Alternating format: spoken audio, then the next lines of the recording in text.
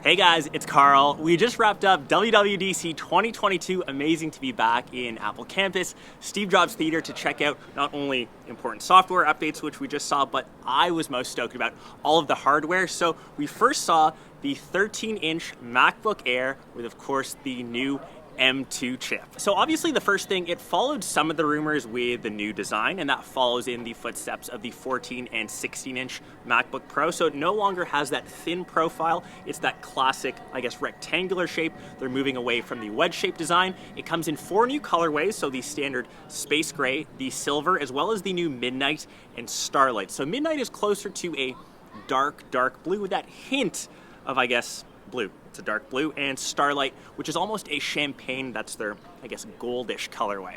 Unlike some of the rumors where we thought we would get, say, a white Magic Keyboard, it's just black across the board, which I'm fine with, and it does have Touch ID, full number pad or full function keys on top. And it also has a 4-speaker surround system, and that's underneath the keyboard. And what's nice, we still have a full-size Force Touch trackpad.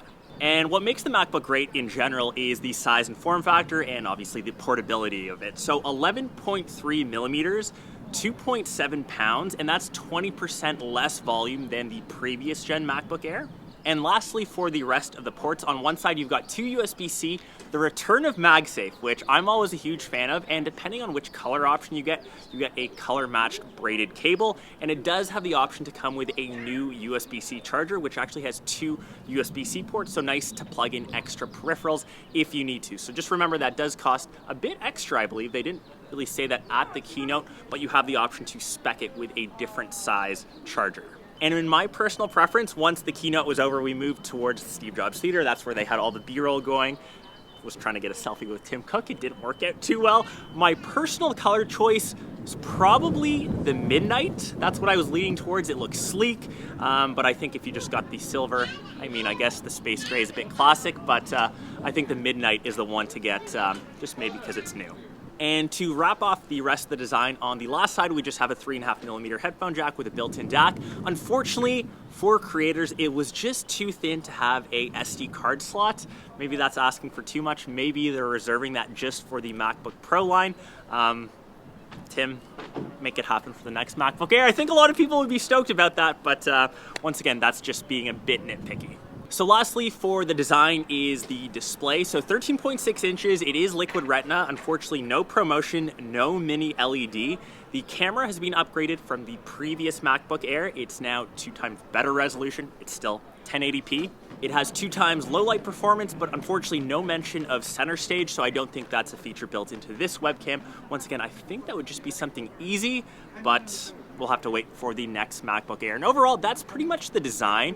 And I think more importantly, the biggest change is what's coming internally with that big announcement of M2. So you can think of M2 kind of stacked right over M1, around 20% better performance, but it's still underneath M1 Pro, M1 Max, and M1 Ultra.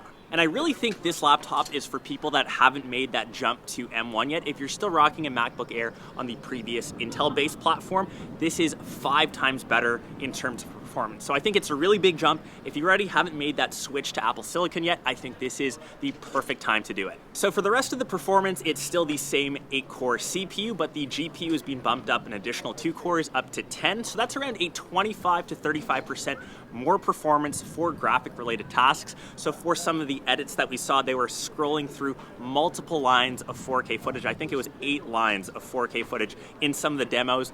Buttery smooth. And like I said, if you haven't made the jump up yet to Apple Silicon, this is definitely the time to do it. And lastly, performance, you can spec this all the way up to 24 gigs of RAM. It still comes stock, or the base model comes with 8 gigs and a 256 SSD. I'll leave my recommended spec on the screen. I think you should try to get by with at least 16 gigs, maybe a 512 if you can have that extra money. And to wrap that off, it has a fanless design, 18 hours of video playback, which I think is the best feature of Apple Silicon. The battery life is just so much better than any other laptop that you can get right now on the market. So if you guys are interested, I'll leave a link, which you can't purchase, but I'll leave my recommended spec. And remember, you can get them by next month. Snag the one in midnight, and hope you guys enjoyed WWDC coverage here out in Apple campus, and I will catch the rest of you in one of my next vids. Peace. And PS, also forgot to mention, a 13-inch MacBook Pro with the M2 chip was also announced. They maybe spent 30 seconds on it, so it's nice to see that getting an additional refresh. The biggest change to this is a fan design, so it actually has some proper thermals. Your machine won't bog down and throttle on you. It essentially has the same chassis, same design, same display. It just has the new M2 chip, and you can spec it with up to 24 gigs of RAM. So you've got a couple choices. Let me know which you would grab, and tune into my next vid.